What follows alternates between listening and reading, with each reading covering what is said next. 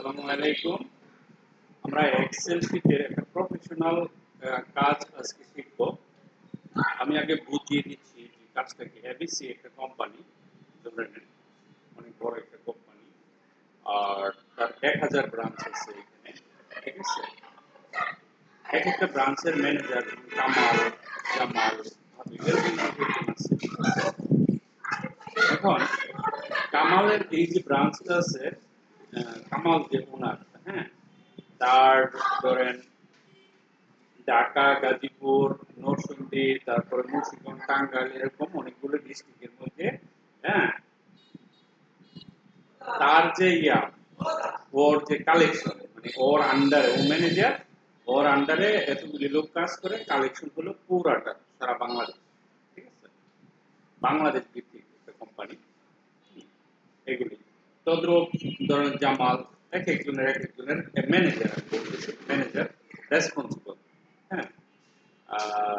কত এখন মনে করেন আপনাকে বলা হলো যে কোম্পানি হেড অফিস থেকে আসছে, এখান থেকে মাল্টিপল ম্যানেজারের হিসাব কপি করে, আবার বলছি এক এক মাল্টিপল, সবগুলো না, এখান থেকে বেছে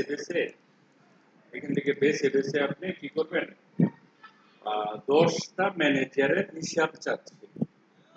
হ্যাঁ, মেল আসছে যে 10টা ম্যানেজারের হিসাবটা হেড অফিসে পাঠায় দিতে বলছে। হ্যাঁ, আপনার দায়িত্বে আছে, আপনি কি করবেন ওই জিনিসটাই আমরা শিখবো যে এত 1000 থেকে 10টা আমি যদি কালেকশন করে আমি কিভাবে করতে পারি। একেবারে সিম্পল, ধরেন এখান থেকে নিয়ম সাহেবের যাচ্ছে, এটা সিলেক্ট করবেন, সিলেক্ট করে এখান থেকে ধরেন কামাল অথবা করিম, এরকম।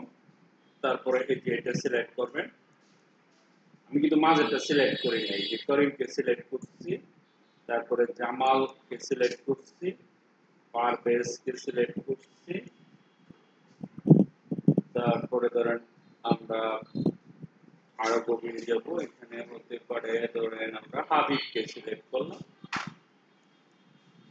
কটা হয়েছে? একটা, দুইটা, তিনটা, চারটা, পাঁচটা, তাই না? 5টা হয়ে গেছে। তারপরে ধরেন আমরা কাকে নিব, বেছে বেছে এরকম নিলাম। রহিম,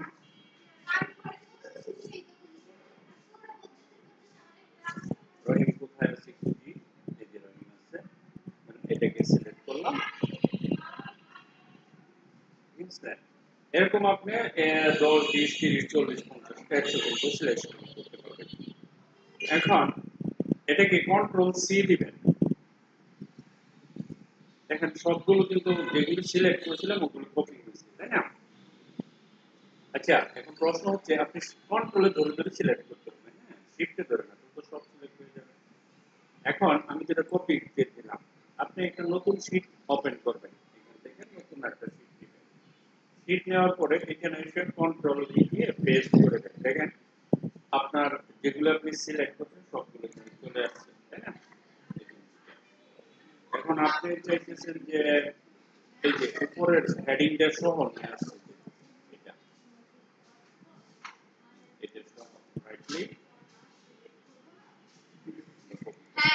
কপি করতেই পারি, তাই না? তারপরে এই যে এখানে এসে right click, insert copy itself, এটাতে ক্লিক করবেন, তাহলে উপরে এটা হয়ে যাবে এখানে।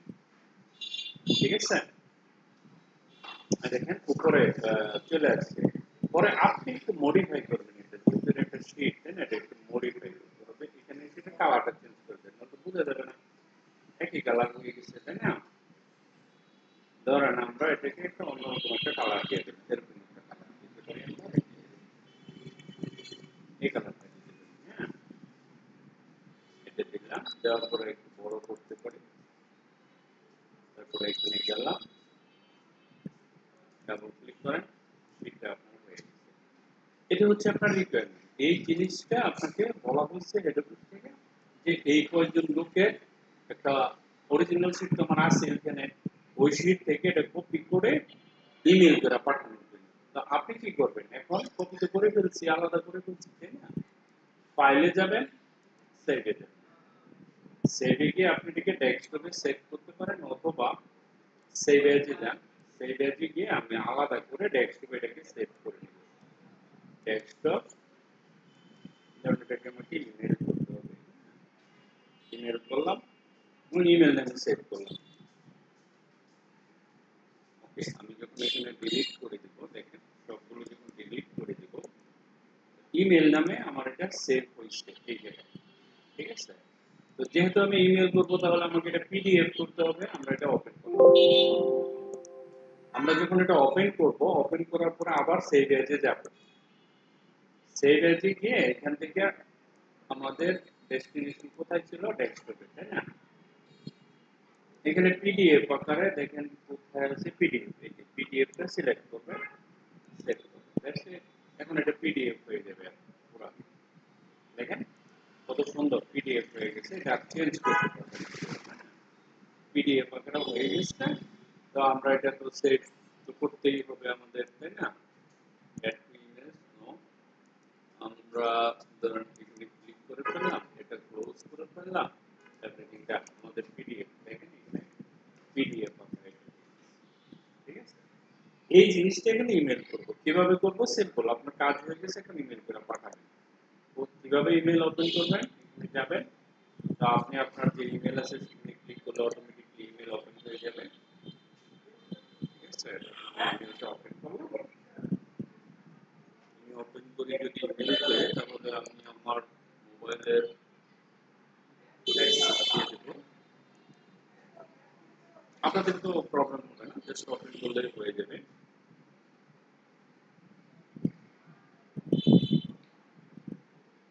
ওকে, আমার ইমেলটা এখন ওপেন হয়ে যাবে। ওকে,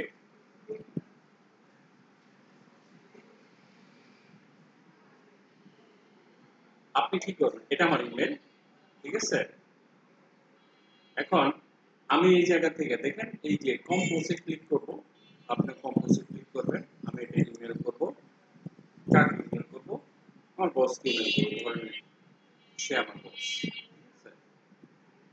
বসকে ইমেল করব, সাবজেক্ট এখানে দিবেন EMP data, employee data, EMP data, employee data.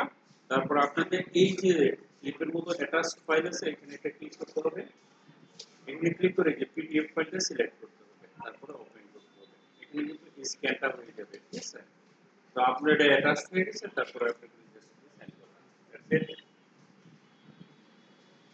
তারপরে সেন্ড আইটেমে যাবেন, সেন্ড আইটেমে গিয়ে চেক করে দেখবেন যে আপনার ইমেলটা অলরেডি চলে গেছে। যদি না থাকে তাহলে এরর মেসেজ আসবে বা সমস্যা হবে, আপনার ইমেলটা চলে গেছে। যেহেতু আমার অ্যাড্রেসে পাঠাচ্ছি, সেটা আমার কাছে আবার আসছে, তো আপনাকে যদি কেউ পাঠায় ইমেল, তো আপনি কি করবেন, ক্লিক করবেন, ক্লিক করার পরে যেটা পিডিএফ আকারে ওপেন হয়ে যাবে, আপনাকে শুধু এই কষ্ট করে ডাউনলোডে ক্লিক করতে হবে।